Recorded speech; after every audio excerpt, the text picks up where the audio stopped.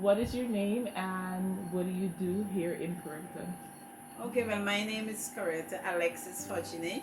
Everybody knows me as Teacher Coretta, and I'm now a retired head teacher after being in the profession for 36 years. So I'm at home, but it's not that I'm not doing anything. I am now full time with my catering, that mainly cake decorating and making treats like for birthdays, weddings, and those things. And then I'm still very active with my church life. What inspired you to become a teacher? To be honest, there wasn't much inspiration, but I do love kids, and that's why I would become an early childhood teacher. But it was like motivations from persons who were already in the profession. And normally when they have activities to take the kids to, they would ask me to accompany them after I finished school and wasn't working. So I always used to go with them now and then, and eventually I applied and I got through and started teaching. So you became a teacher and you stayed a teacher. Tell me why you stayed a teacher. I stayed a teacher because of the love of the job and then the people who orient me into the job. My first head teacher was Subhadra Hazel. Everybody knew her, Teacher Dato, and she was an amazing woman and still is. And then as I get older on the job, I saw it as something very, very good, you know. And then I was working in the community that I grew up in. So it was kind of inspiring that, you're serving your community in that capacity. So, and it's very a loving job. When you listen and you have rapport with the kids and the things they would say, and then you feel a sense of satisfaction when you move them from the unknown to the known. They come in crying, snotty nose, some vomit, and you play that mother role in them, and then when they overcome that stage and become settled in school, they are so warm and so loving, And they will tell you amazing things like, teacher, you look beautiful today. Or if they saw you with like lipstick yesterday and you're not with lipstick today, they're gonna ask you what happened to your lipstick, it's lost. Those self-satisfying moments with those kids, that is what kept me in the job for all these years. Oh, wow. And you said that you felt like you were serving the community that you're from. Yes, I'm a born Berbice, and I was born in the New Amsterdam hospital, and I stayed in New Amsterdam for 3 months with my mom, and then being the eldest grandchild in the family, I was actually taken away by my grandparents from my mom. So I grew up in Line Path, Corriverton, all my life until I moved here when I was 49 years old. What was it like growing up in Corriverton, becoming an adult, and then, like you said, serve your community back? It was nice, rewarding, because the part that I grew up in, Line Path in Corriverton, it was kind of always warm, and the entire community was family. We look out for each other. The adults would look out for the children. They would scold you if you do something wrong. I can remember growing up, coming home from school with your end of term result. Those days you say test paper, and all the neighbors would want to see your achievement. And when they look at it and you did well, you rewarded. Sometimes they give you as much as small as an egg, and that was like a great gift. Because if you receive an egg from the neighbor, 2 eggs, you wouldn't go and cook it if there's a fowl that is sitting. My grandparents would take it and put it with those eggs, and when it hatched, you got you 2 chickens to tend to, So it was rewarding living among there was warm. Neighbors had their little differences, but it won't escalate. And it was a togetherness. Everybody holiday was everybody's holiday. Whether you're Christian, you're Muslim, you're Hindu, we respect everybody, and the time used to be that you look forward for the sharing time. My grandmother used to be walking Christmas Day. Each house you have to take cakes, ginger beer, and all the goodies that she make, to all the neighbors around. And it used to be like they would just wait for the moment, because they know what is coming.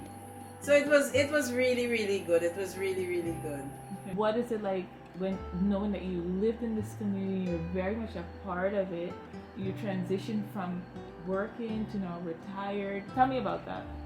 Well, my impact that I have on persons or society, it's kind of like what was handed to me, the impact others had on me. You know, it kind of build me, motivate me to be the person I am. You know, to kind of always want to reach out, to try to help. And some of it based too on my upbringing. Because my grandfather, my grandmother, they were kind of warm people and always trying to help. And my grandfather especially, he sometimes would be a peacemaker. Those are the kind of values instilled in us that, you know, we must allow to sit back and see people take advantage of others. And part of it also is from my church life, going to church and knowing what is expected of you, what God's words want you to do with your life and those kind of things. So sometimes I feel that, you know, instead of sitting back and just see things go haywire and do anything, it don't sit with me. You try to help as much as possible that it could not cause any conflict with you, your inner self and your family, but you just reach out.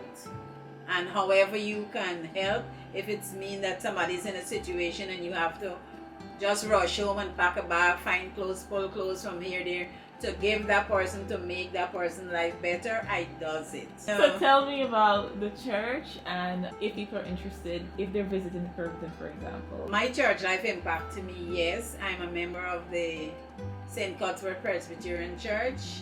It's a church formed out of Scotland, so it's commonly called the Scot Church of Corriverton. And I've been a member there for over 40 years.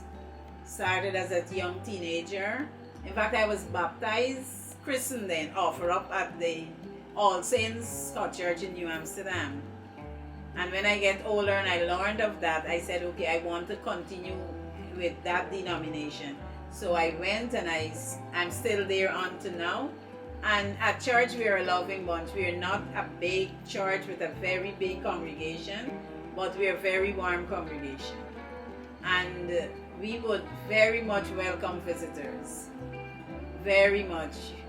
We are warm when people go to our church. In fact, when we go to church on Sundays and the service finish around 11, between 11 and 12, sometimes we are there until 1:30, and somebody would say, wait, y'all are going home?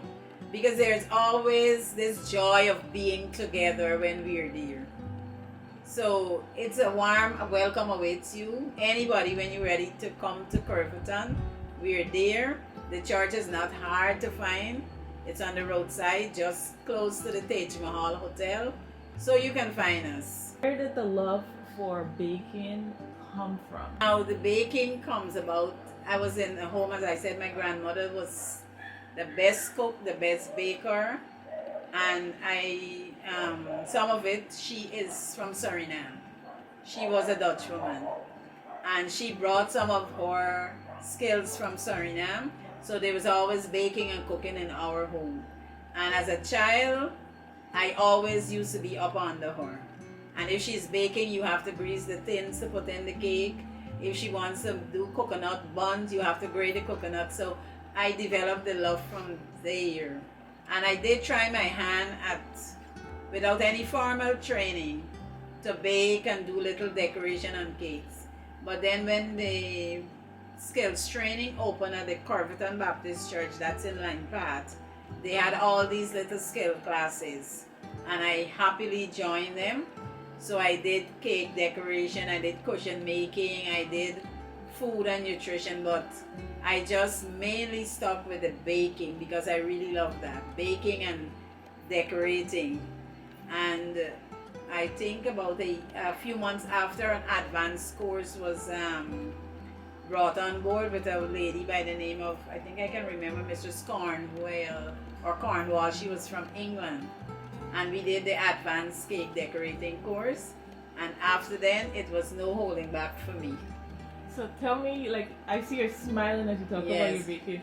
What part of the process excites you? What excites me is like when a customer asks for a cake and they sent a pattern that they wanted, and you try to recreate that, and it's actually like 99.5% close to the one that they sent. And you know, when you deliver that cake and then you got feedback like, oh gosh, it was beautiful, the taste was good, that is what motivates me to keep doing it. I am a small business owner. I specialize in cakes, be it plain cakes or decorative cakes, be it for birthdays, wedding, anniversary, or you just want a decorative cake to feel good about yourself. I can do that for you. And how people can get in touch with you if they want to, for example, take a slice of Corriverton with them once they come here.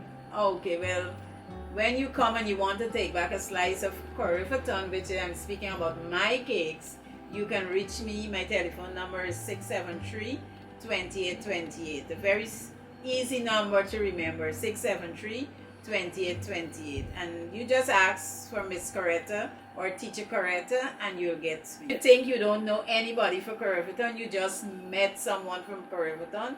Very nice person, would be willing to have you, take you around, and of course feed you to it one of my delicious slice of cakes.